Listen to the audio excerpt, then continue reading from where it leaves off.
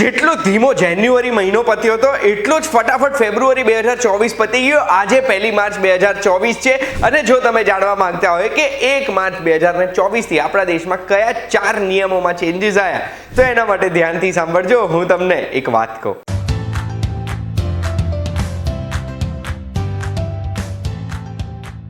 એક વાત કહું, આપનું સ્વાગત છે। મારું નામ છે ગુંજ ઠક્કર। 1 માર્ચ 2024 થી કયા કયા ચેન્જીસ આવ્યા તો સૌથી પહેલો બેંક નિફ્ટીના મંથલી અને ક્વાર્ટરલી કોન્ટ્રાક્ટની એક્સપાયરીના તારીખમાં ચેન્જ આવ્યો છે।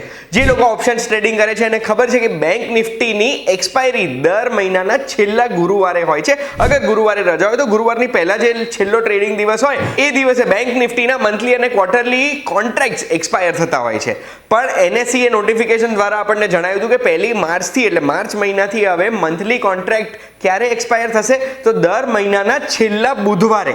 અને જો અગર બુધવારે રજા હશે તો બુધવારની પહેલા વાળા દિવસે એટલે બુધવારની પહેલા જે ટ્રેડિંગ થયું હશે એ દિવસે એક્સપાયર થશે। બીજો ચેન્જ આવ્યો છે જીએસટીમાં ઈ-વે બિલ બનાવવું પડે છે। હવે કોઈ પણ એવો બિઝનેસ છે જે બિઝનેસને કમ્પલસરી ઈ ઇનવોઇસ બનાવવું પડશે, એ ઈ ઇનવોઇસ વગર ઈ-વે બિલ નહીં કાઢી શકે। એટલે ઈ-વે બિલ જનરેટ કરવા માટે ઈ ઇનવોઇસ બનાવેલું કમ્પલસરી હોવું જોઈએ। ત્રીજો ચેન્જ ફાસ્ટેગમાં છે। ફાસ્ટેગની KYC અપડેટ કરવાની છેલ્લી તારીખ 29મી ફેબ્રુઆરી હતી। એટલે 1 માર્ચથી જો આગળ ફાસ્ટેગમાં આપણે KYC અપડેટ નથી કરાયું તો એ ફાસ્ટેગ બ્લેકલિસ્ટ થઈ શકે અને કદાચ આપણે દુગના ટોલ ભરવો પડી શકે।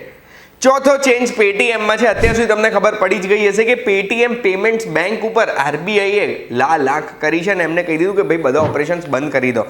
એમને પહેલા 29મી ફેબ્રુઆરી તારીખ આપવામાં આવી હતી પણ એ તારીખ એક્સટેન્ડ કરીને 15 માર્ચ કરી દીધી છે। એટલે 15 માર્ચ પછી પેટીએમ પેમેન્ટ્સ બેંકમાં આપણે વોલેટ રિચાર્જ નહીં કરી શકીએ, ફાસ્ટેગ રિચાર્જ નહીં કરી શકીએ અને બેસિકલી પેમેન્ટ બેંકનું જેટલા કામ હતા ને નહીં કરી શકીએ।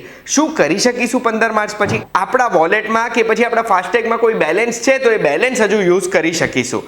આપણે યુપીઆઈ થર્ડ પાર્ટી બેંકની જોડે કનેક્ટ કરીને પેટીએમથી કરતા હોય એ તો ક્યારે બી કરી શકીશું અને પેટીએમના સાઉન્ડ બોક્સ જે દુકાનદાર યુઝ કરે છે એ સાઉન્ડ બોક્સ બી ચાલુ જ રહેશે, એ યુઝ કરી શકશે।